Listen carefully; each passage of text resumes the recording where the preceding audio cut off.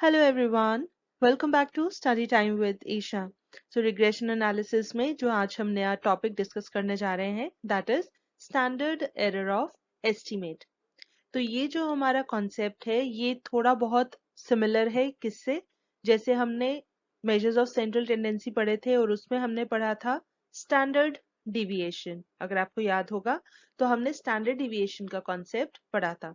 हमने कहा था कि मेजर्स ऑफ डिस्पर्शन जो होते हैं वो बहुत ही इंपॉर्टेंट है, क्योंकि इन्हीं से हमें पता लगता है कि जो हम सेंट्रल वैल्यू या मीन वैल्यू निकाल रहे हैं या एवरेज वैल्यू निकाल रहे हैं वो कितनी इफेक्टिव है. ठीक है, तो अगर हम बोलते हैं कि अगर हमारा डाटा जो है उसमें बहुत ज्यादा वेरिएशन है तो उस केस में जो हमारी एवरेज वैल्यू होती है वो हमें इतना सही एस्टिमेट नहीं देती है हमारे रेस्ट ऑफ द डेटा के.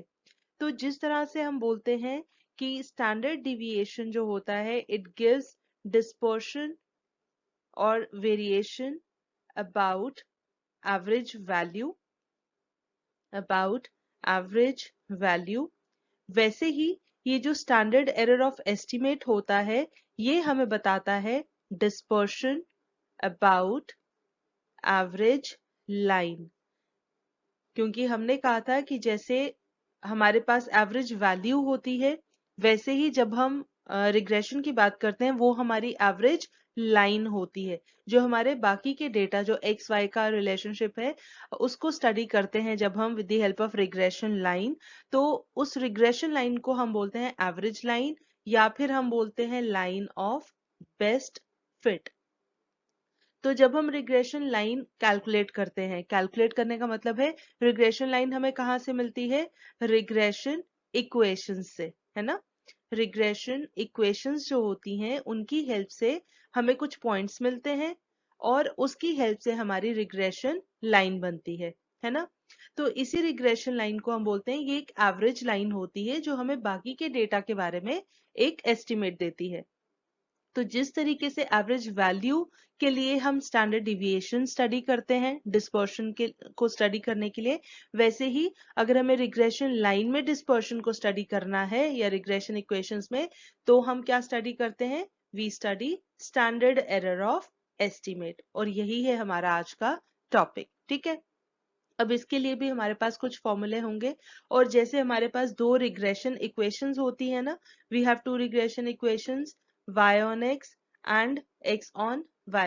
वैसे ही हम जो standard error of estimate calculate करेंगे ये भी दोनों रिग्रेशन इक्वेशंस के लिए कैलकुलेट करेंगे. ठीक है, और हम इसको डिनोट कैसे करते हैं, जब हम y on x वाली रिग्रेशन इक्वेशन के लिए कैलकुलेट करेंगे तो हम इसको डिनोट करेंगे s y x के साथ.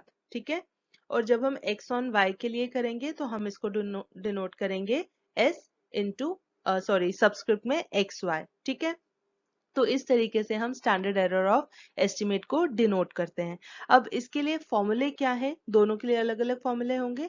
अब सबसे पहले हम देखते हैं दोनों केसेस में फॉर्मूले क्या होते हैं, उसके बाद हम एक क्वेश्चन प्रैक्टिस करेंगे. ठीक है, तो आइए सबसे पहले देखते हैं फॉर्मूले. तो देखिए यहाँ पर भी हम क्या करेंगे, दो रिग्रेशन इक्वेशंस हैं तो हमारे पास दो स्टैंडर्ड एरर ऑफ एस्टिमेट होंगे. ठीक है, तो पहला हम लिखते हैं y on x के लिए, तो उसके लिए हम डिनोट कैसे करते हैं s y x के साथ. ठीक है, और इसी तरीके से जब हम x on y के लिए करेंगे रिग्रेशन इक्वेशन तो उसमें हमारा स्टैंडर्ड एरर ऑफ एस्टिमेट कैसे आएगा, s और सबस्क्रिप्ट में xy. ठीक है, अब इसके लिए फॉर्मूला क्या है, हमारे पास दो तीन फॉर्मूले हैं, आप कोई सा भी यूज कर सकते हैं जो आपको कंफर्टेबल लगे. ठीक है, तो सबसे पहला फॉर्मूला है जो सबसे सिंपल है, जैसे हम स्टैंडर्ड डिविएशन के लिए बोलते हैं ना. देखिए स्टैंडर्ड डिविएशन के लिए हम फॉर्मूला क्या लिखते थे, स्क्वायर रूट लेते थे. स्क्वायर रूट किसका लेते थे, मीन ऑफ, डिनोमिनेटर में हम लिखते थे नंबर ऑफ ऑब्जर्वेशंस और मीन के लिए क्या होता है, sum of observations upon number of observations. तो न्यूमरेटर में आना है सम ऑफ ऑब्जर्वेशंस, लेकिन यहाँ ऑब्जर्वेशंस नहीं होती, यहाँ डिविएशंस होती हैं, x माइनस एक्स बार और उसका स्क्वायर. ठीक है, तो स्टैंडर्ड डिविएशन क्या होता था, basically it was square root of mean of squared deviations, right. तो इसी से मिलता जुलता हमारा स्टैंडर्ड एरर ऑफ एस्टिमेट का भी फॉर्मूला बनता है. तो वो फॉर्मूला क्या बनता है, देखिए यहाँ पर भी हमने लेना है स्क्वायर रूट, डिनोमिनेटर में लिखना है n, नंबर ऑफ ऑब्जर्वेशंस, ऊपर आना है समेशन, और समेशन किसका आना है, देखिए x माइनस एक्स बार होता है जब x वाली सीरीज है, यहाँ हम y ऑन x ले रहे हैं ना, तो हम ऊपर y वाली टर्म लिखेंगे, और क्या लिखेंगे y माइनस, अब y बार नहीं लिखेंगे क्योंकि रिग्रेशन लाइन में हमारे पास, रिग्रेशन लाइन के केस में हमारे पास एक सिंगल वैल्यू नहीं होती है।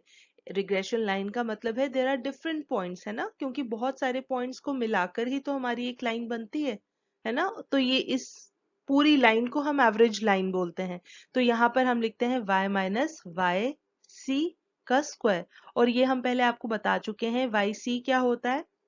देखिए जब हम लिखते हैं ना y is equal to a plus b x, हमने अभी जो पीछे वाली वीडियोस में, इससे पहले की वीडियोस में जो क्वेश्चंस किए उसमें हमने रिग्रेशन इक्वेशंस कैलकुलेट की, वहां पर हमने कहा था कि हमें कुछ वैल्यूज गिवन होती हैं x और y की, जो टेबल बना होता है क्वेश्चन में, x और y की वैल्यूज गिवन होती हैं, उनकी हेल्प से हम रिग्रेशन इक्वेशन बनाते हैं। तो रिग्रेशन इक्वेशन एक ऐसा एक्सप्रेशन है, ये हमें रिग्रेशन लाइन देता है for different values of x, है ना, कि अगर हम x को 1 पुट करेंगे तो हमें y की एक वैल्यू मिल जाएगी, है ना, क्योंकि a और b कॉन्स्टेंट्स हैं। तो for different values of x we get different values of y, इसीलिए हम इसको बोलते हैं कैलकुलेटेड वैल्यूज, ठीक है। तो ये कैलकुलेटेड वैल्यूज वाई सी से ही हमें क्या मिलती हैं, रिग्रेशन लाइन के डिफरेंट पॉइंट्स, तो इसलिए हम यहाँ क्या लिखते हैं y minus Y C whole square, ठीक है। आई होप ये आपको थोड़ा समझ आ गया होगा। तो हमने क्या करना है, फॉर्मूला अगर आपको याद करना है तो आप इसको थोड़ा सा रिलेट करो स्टैंडर्ड डिविएशन के फॉर्मूले के साथ, वहां से आपको ये आसानी से फॉर्मूला लिख सकते हो, ठीक है। तो ये हो गया एक फॉर्मूला। इसके अलावा और भी हमारे पास फॉर्मूले हैं, वो क्या है, also we have s y x is equal to standard deviation of y series, y on x है ना, तो standard deviation of y into square root of 1 minus r square, r हमारा क्या होता है यहाँ पर, कोरिलेशन कोफिशिएंट, ठीक है। इसके बाद एक फॉर्मूला हमारे पास और है, तीसरा फॉर्मूला है also s y x is equal to, क्या करना है देखिए, स्क्वायर रूट ऑफ, क्या लिखना है, न्यूमरेटर में हमारी एक थोड़ी सी लंबी टर्म है, वो क्या बनती है, देखिए y ऑन x है ना, तो ऊपर आएगी y वाली टर्म, कैसे, summation of y square minus a into summation of y, और साथ में आएगा minus b into summation of x y, ठीक है। थोड़ा सा आपको कॉम्प्लिकेटेड लग सकता है, बट आप प्रैक्टिस करोगे 2-3 बार लिख के तो आपको याद हो जाएगा, ठीक है। और डिनोमिनेटर में आना है हमारा नंबर ऑफ ऑब्जर्वेशंस, राइट। तो ये हो गया हमारा formula for standard error of estimate for regression equation y on x, ठीक है। इसी तरीके से बिल्कुल इन्हीं को देखकर हमने अब दूसरे फॉर्मूले लिख लेने हैं फॉर x ऑन y। तो यहाँ पर क्या फॉर्मूला बनेगा, देखिए सबसे पहले है s x Y is equal to, अब यहाँ पर x वाली टर्म आएगी summation of x minus x C calculated values, इसका square whole divided by n, ये हो गया एक फॉर्मूला। दूसरा फॉर्मूला इसी से पहले वाले से देखकर बनाएंगे, also s x Y is equal to, अब यहाँ आएगा standard deviation of x series into square root of 1 minus r square. हमने ये पहले भी बताया है कि जो कोरिलेशन कोफिशिएंट होता है वो आप एक्स वाई लिखो या वाई एक्स लिखो, अगर आप इंटरचेंज भी कर देते हो आपको कोरिलेशन कोफिशिएंट सेम मिलता है, इसीलिए हम बोलते हैं correlation coefficient is symmetric in nature, लेकिन रिग्रेशन कोफिशिएंट्स अलग होते हैं, ठीक है। बी वाई एक्स और बी एक्स वाई दोनों की अलग वैल्यूज होती हैं, they are not symmetric, right. चलिए तीसरा फॉर्मूला लिखते हैं, हम यहाँ लिखेंगे also s x Y is equal to square root of, अब ऊपर x वाली term, summation of x square minus a into summation of x minus b summation of x y, right, whole divided by n। तो अगर आपने regression equations calculate की उसके बाद simple ये फॉर्मूला अगर आपको याद है आप पहले वाले फॉर्मूले में पुट करो। अगर आपको क्वेश्चन में स्टैंडर्ड डिविएशन गिवन है, कोरिलेशन कोफिशिएंट गिवन है, तो दूसरा फॉर्मूला यूज कर लो, ठीक है। और अगर तीसरा फॉर्मूला आप याद रख सकते हो तो आप ये फॉर्मूला भी यूज कर सकते हो। ठीक है, तो आपकी मर्जी है आप इसमें से कौन सा फॉर्मूला अप्लाई करना चाहते हो। ठीक है, तो ये तो हो गई बात फॉर्मूले for standard error of estimate. अब हम फटाफट से एक क्वेश्चन प्रैक्टिस करते हैं। ठीक है, so the question is, from the following data, obtain the two regression equations and calculate the standard error of estimate। दोनों एरर्स हमें कैलकुलेट करने हैं for y on x and x on y। ठीक है, अब इसमें जो पहला पार्ट है obtain the two regression equations, ये हम पिछली वीडियोस में काफी डिटेल में कवर कर चुके हैं। इसके लिए हमने कहा था हमारे पास तीन मेथड्स होते हैं, by using normal equations, then by taking deviations from actual mean and by taking deviations from assumed means। तो आप इन तीनों में से कोई भी मेथड यूज करके रिग्रेशन इक्वेशंस कैलकुलेट कर सकते हैं। और आपकी कन्वीनियंस के लिए हमने यहाँ सेम क्वेश्चन लिया है, तो अगर आप वो वाली पहले वाली वीडियोस देखेंगे तो आप वहां से बिल्कुल आंसर मैच कर सकते हैं। ठीक है, तो हम यहाँ पर डायरेक्टली लिखेंगे रिग्रेशन इक्वेशंस और कैलकुलेट कौन सा पार्ट करेंगे, second part, that is standard error of estimate. ठीक है, तो देखिए वो मेथड लगाकर जब हमने रिग्रेशन इक्वेशंस कैलकुलेट की थी तो हमें दो रिग्रेशन इक्वेशंस क्या मिली थी, y on x हमें मिला था y is equal to 11.9 minus 0.65 x। ठीक है, और दूसरी इक्वेशन हमें मिली थी x is equal to 16.4 minus 1.3 y। ठीक है, अब जो हम कहते हैं ना कैलकुलेटेड वैल्यूज, उसका मतलब बेसिकली क्या होता है, हम इसको बोलते हैं वाई सी एंड एक्स सी। अब हमने क्या करना है, क्योंकि जो हमारे फॉर्मूले हैं, फॉर्मूले भी पहले चलो लिख लेते हैं, उससे क्या होता है हमें एक आइडिया मिल जाता है कि हमें टेबल में और क्या क्या चीजें कैलकुलेट करने की जरूरत है। तो अगर हम पहली इक्वेशन लें, इसके लिए हमारे पास फॉर्मूला था अभी जो हमने लिखा स्टैंडर्ड एरर के लिए, square root of summation of y on x है तो ऊपर लिखेंगे y minus Y C whole square upon n। और दूसरी इक्वेशन के लिए हम लिखेंगे ये x ऑन y है तो इसके लिए स्टैंडर्ड एरर ऑफ एस्टिमेट आएगा x माइनस एक्स सी का whole square whole divided by n। ठीक है, ये दो फॉर्मूले हैं। अब इसके अकॉर्डिंग हमें क्या चाहिए, एक तो हमें चाहिए yc और चाहिए xc।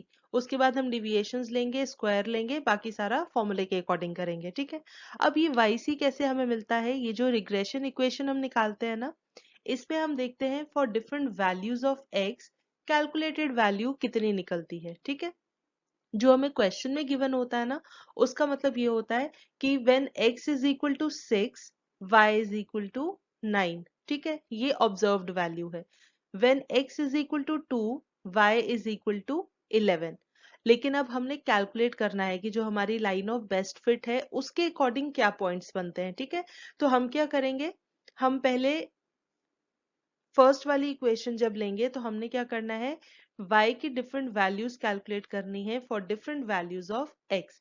मतलब when x is equal to 6 तो y कितना आता है, ऑब्जर्व जो ऑब्जर्व्ड वैल्यू थी वो तो थी 9, लेकिन कैलकुलेटेड वैल्यू या प्रिडिक्टेड वैल्यू क्या आती है, वो हम क्या करेंगे 11.9 माइनस 0.65 इंटू 6, इसको कैलकुलेट कर लेंगे। ठीक है, तो ये हमारे पास कैलकुलेट करके आता है। अभी आपको एक दो हम एग्जांपल देते हैं, बाकी आप कैलकुलेट कीजिए और हम टेबल में वैल्यूज मेंशन कर देंगे। ठीक है, तो yc की वैल्यू हमारी कितनी आती है 8। ठीक है, तो इसका मतलब ये हुआ कि अगर हम यहाँ पर एक कॉलम बनाएं yc का, तो हमारे पास क्या हो जाएगा, for different values of x हमने yc की वैल्यू कैलकुलेट करनी। ठीक है, तो जैसे यहाँ पर आ गया 8, उसी तरीके से when x is equal to 2 तो y कितना आएगा, हम इस इक्वेशन में x की जगह लिख देंगे 2।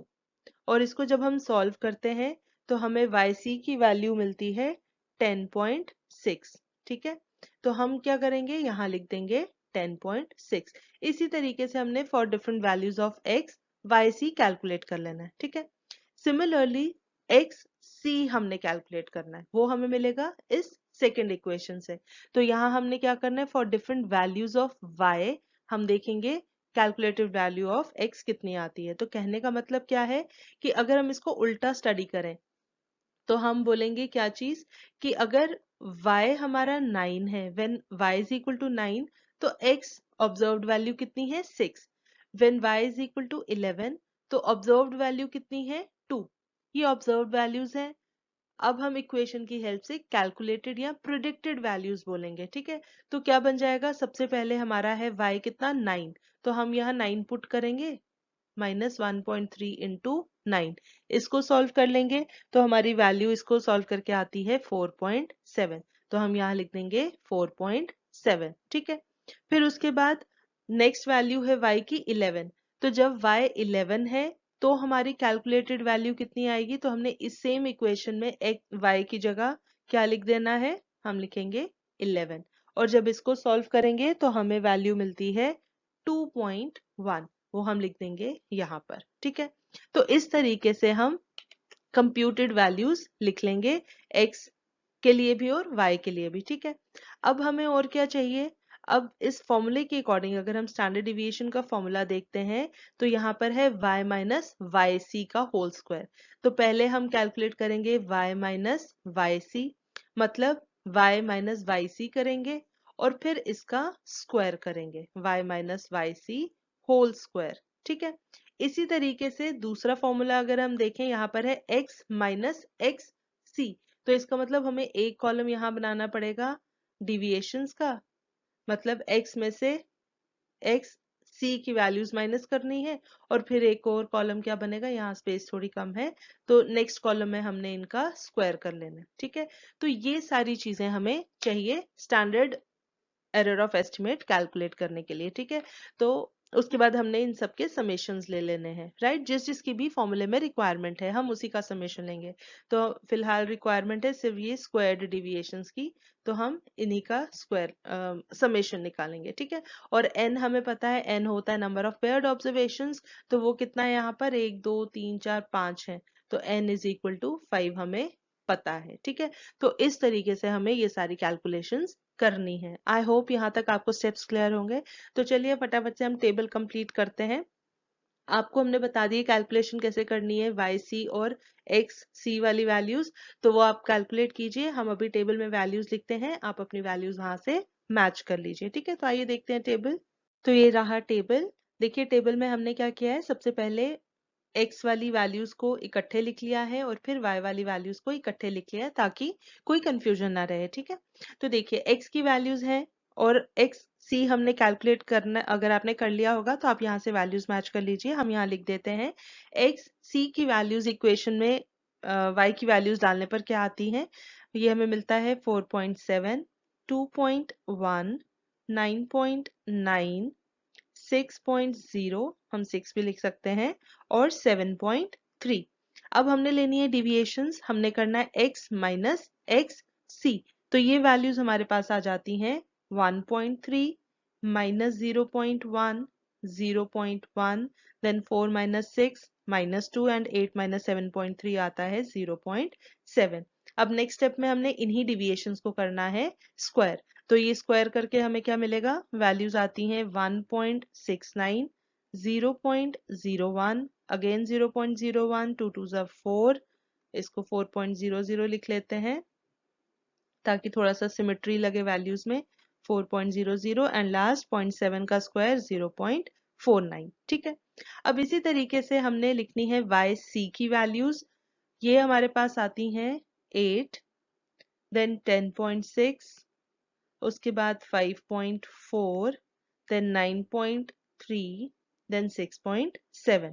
अब इन values y minus Y C करना है तो हमें डिविएशंस मिलेंगी, तो 9 माइनस 8 1, 11 माइनस 10.6 आता है 0.4, 5 माइनस 5.4 आता है -0.4, देन 8 माइनस 9.3 आता है -1.3, और लास्ट में आता है 0.3। अब इन्हीं वैल्यूज को हम करेंगे स्क्वायर तो हमें स्क्वायर डिविएशंस मिल जाएंगी, ये हमारे पास आती हैं वैल्यूज 1, देन 0.4 का स्क्वायर 0.16, देन 0.16, 1.69 और 0.3 का स्क्वायर 0.09, ये आ गई सारी वैल्यूज। अब हम लिखते हैं हमारी इक्वेशंस, नॉट इक्वेशंस, अब हम सीधे स्टैंडर्ड एरर ऑफ एस्टिमेट का फॉर्मूला लिखते हैं, ठीक है। तो वो फॉर्मूला क्या है, देखिए सबसे पहले हम लिखते हैं s y x is equal to, हमें पता है it is square root of summation of y minus Y C whole square whole divided by n. अब इस फॉर्मूले के अकॉर्डिंग हमें सारे समेशंस नहीं चाहिए, कौन सा वाला चाहिए, लास्ट वाला। तो इन सब वैल्यूज को अगर आप ऐड करोगे ये आता है summation of y minus Y C whole square. इन सब वैल्यूज को ऐड करने पर ये आएगा 3.1। ठीक है, वैल्यूज पुट करें, ये आ जाएगा 3.1 डिवाइड बाय n है हमारा 5 स्क्वायर रूट। ठीक है, और इसको सॉल्व करने पर ये आता है स्क्वायर रूट ऑफ 0.62 और इसको फर्दर सॉल्व करेंगे तो आपको आंसर मिल जाएगा 0.787। ठीक है, ये हो गया पहला। अब दूसरा करते हैं calculate s in s x y. तो इसके लिए क्या बन जाएगा, summation of x minus x c whole square whole divided by n। अब हमें कौन सा समेशन चाहिए, summation of x minus x c whole square is equal to, अगर आप इन सारी वैल्यूज को ऐड करेंगे ये आता है 6.2। ठीक है, तो ये वैल्यू जब हम पुट करेंगे फॉर्मूले में हमें मिल जाएगा 6.2 डिवाइड बाय n है हमारा 5। दिस इज इक्वल टू, इसको सॉल्व करने पे आता है स्क्वायर रूट ऑफ 1.24 और जब इसका स्क्वायर रूट निकालेंगे तो हमें आंसर मिल जाएगा 1.114। ये आ गई हमारी स्टैंडर्ड एरर ऑफ एस्टिमेट, किसके लिए, for regression of x values from x c। I hope this is clear. तो अब इन वैल्यूज की लास्ट में हमने क्या करना होता है, वैल्यूज की हम लिखते हैं इंटरप्रिटेशन। ठीक है, तो एस वाई एक्स हमारा है स्टैंडर्ड एरर और दूसरा भी है हमारा स्टैंडर्ड एरर। ठीक है, तो इसका मतलब ये हुआ कि ये जो प्रिडिक्टेड वैल्यूज होती हैं जब हम एस वाई एक्स को इंटरप्रेट करेंगे ना, तो इसका मतलब ये हुआ, चलिए हम यहाँ साइड में लिखते हैं इंटरप्रिटेशंस।